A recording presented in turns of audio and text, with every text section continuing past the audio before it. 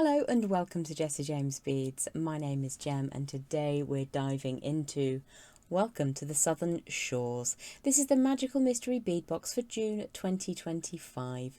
Let's head down to the board and I'll show you the pieces I've chosen to work with for today's tutorial. Welcome to the Southern Shores. High tides and good vibes. This is a gloriously frosty strand of glass beads. I've chosen also to team with this Sandy Toes, a fantastically vibrant colourway on those orange beads and that lovely rosary link style chain. I'm also going to be adding a few items from Sunrise, Sunburn, Sunset and Repeat. Beautiful antique golden tones in there. Let's create a bracelet together. I've played mix and match with the beads and some of those beautiful antique gold colourway metallic components as well as sections of chain. So here's the project that we're going to make. You don't have to put the metallics on the little bars if you don't want to, but you absolutely can. And I'll also show you how to hand make a little hook fastening. So it's a very, very simple technique that reflects the chain that we're working with today. And I've cut that chain into 3 little sections of 3 beads each. When you cut this type of chain, you will lose one of the links. So what I do is discard the wire in the scrap pot, but I hold on to those little beads because they make a really beautiful addition to this colour collection. So what we're going to do to begin with is create a closed up loop. I'm just going to be using some 18 gauge round wire. This is silver plated. It kind of reflects that lovely daytime at the beach, nice and bright and shiny effect. I'm going to begin by using the smaller side on my memory wire finishing pliers from Beadlon. I'm just going to use the box joint about 1.5 inches from the end to create a right angle, and then the smaller side to create a small closed up loop. So we're going to start with a closed loop and we can add into that later on when we're ready to do so. In fact, let's add that chain in now. So we're going to start midpoint on the project. You just open that up if there's not quite enough space.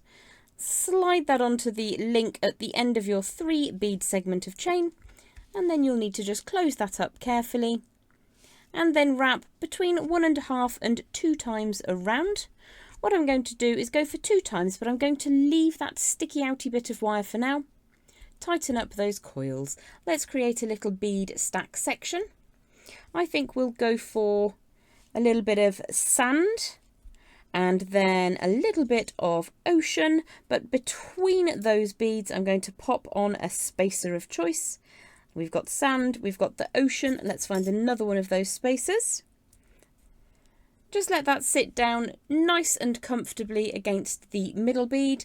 And then what should we go for next? How about some froth on that water top, like white horses on the waves? So we're going to create a small bar. I'm going to hold across that wire, push the tail away, and the length of wire that you're using, as long as it's about 4.5 to 5 inches in length, will be plenty long enough. I'm just using a piece of wire that I know I will be able to trim away and reuse the second section. So let's draw that all the way around until you get a nice open rounded form. Let's get that pin out. So I've spiraled that, so it's really easy for me this time to get my chain link into position.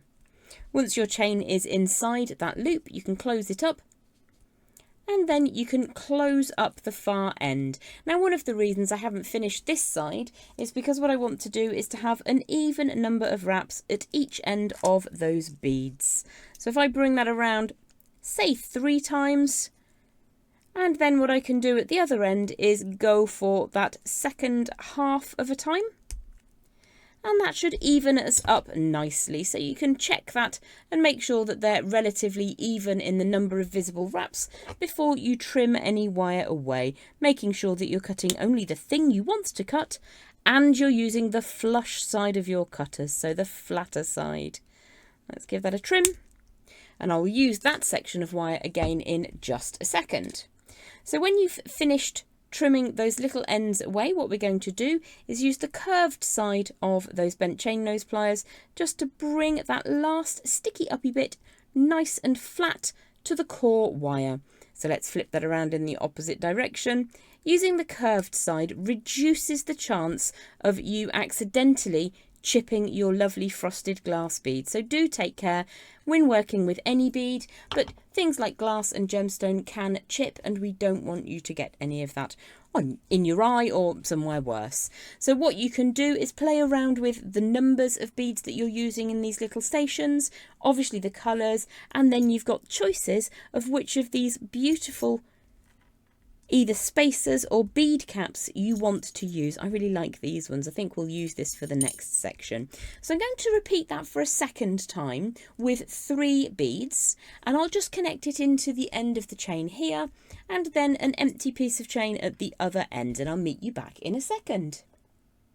So far we have 3 pieces of that lovely vibrant orange chain, connected with 2 bars of 3 beads with spacers. Now at one end I've gone ahead and I've added a large loop, and this is the basic same technique as we've done before, but what I have done is used the larger side of my memory wire finishing pliers to create a loop. I've added a bead cap and a single bead. You can play around with the length of the bracelet by both the number of the links in the chain and the number of beads that you use on the end. So on the other end, what we're going to do is to create this oversized hook. Now this is a really simple way to add findings to your jewellery, and a finding is just a fancy way of saying the bits and bobs that connect stuff together. We're going to make a very simple hook clasp. So to begin with, I'm going to connect onto my chain that I've created, so about 1.5 inches from the end, small side of those memory wire finishing pliers, bit of an open spiral so it's really easy to attach that into the chain. Close that link up, and then we're going to wrap around about 1.5 to 2 times, but we're going to leave that sticky outy bit of wire to poke you in the thumb probably. And then what we're going to do is to match the bead that we used at the other end. So on the chain side of things, I'm going to add the bead. And then on the finding side of things, I'm going to add a bead cap. Now, because there are various different sizes, this again will enable you to make slight adjustments to the length of the bracelet. Those are quite deep, whereas these are quite shallow, and if you do need it to be just a tiny bit shorter, you don't need to add a finding at all. You don't need to add one of those spacers. So what we're going to do now is just ensure that we're happy with how these wraps look. I'm going to take that round a second time, and then I'm going to finish it off. So give that a little bit of a pinch, make sure that you're happy with how neat that is, and then I'm going to trim that away. Very gently again, using the outside of those pliers. You've got a way that you can just push that bead away for a second. Just make sure that that sticky uppy bit sticks up no more. Push the bead down into position. Now what we can do here is just pull the wire away at quite a jaunty angle. So I'm going to use my thumb to help me guide those pliers into position and then pull that away sideways.